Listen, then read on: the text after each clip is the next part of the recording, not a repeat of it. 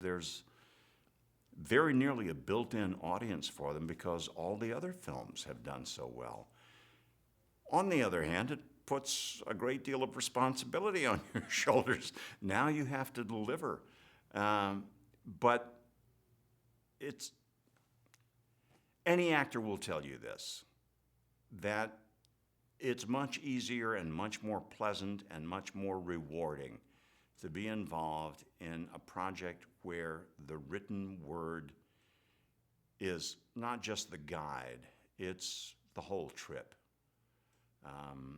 And when you have good words, then you have a good experience.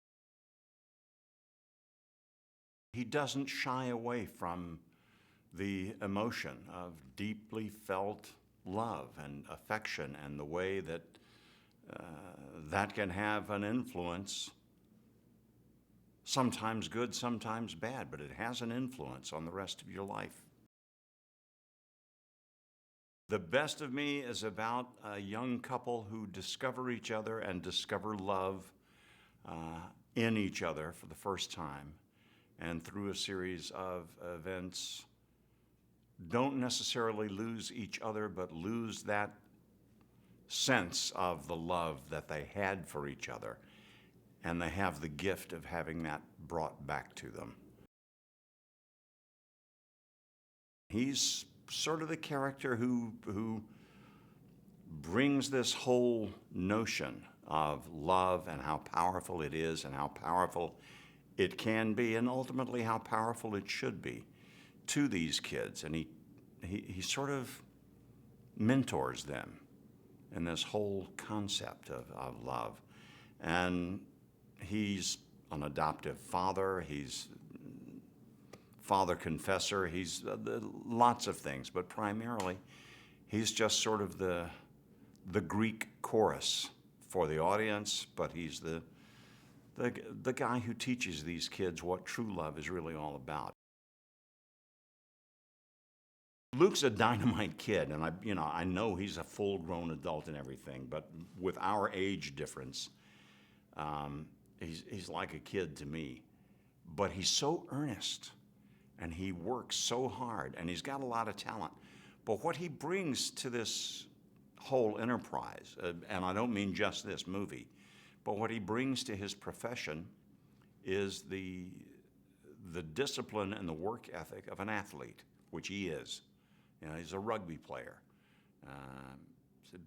which I think is sort of a perfect mentality to have for this business. He's taken a lot of hard hits, and he's going to take some more. But it's a wonderful thing to bring to this business, that kind of discipline. She is just such a delight. You look at that face, and the first thing you want to do is just go hug her. She is so sweet, and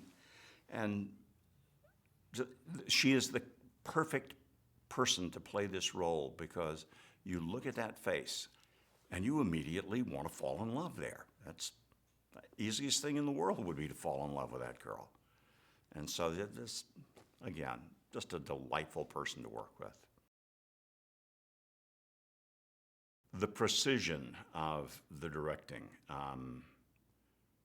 The notes that are given are very direct, very precise. He knows precisely what he wants out of a thing and has such confidence in his vision that he's perfectly willing to listen to yours and incorporate that into his vision.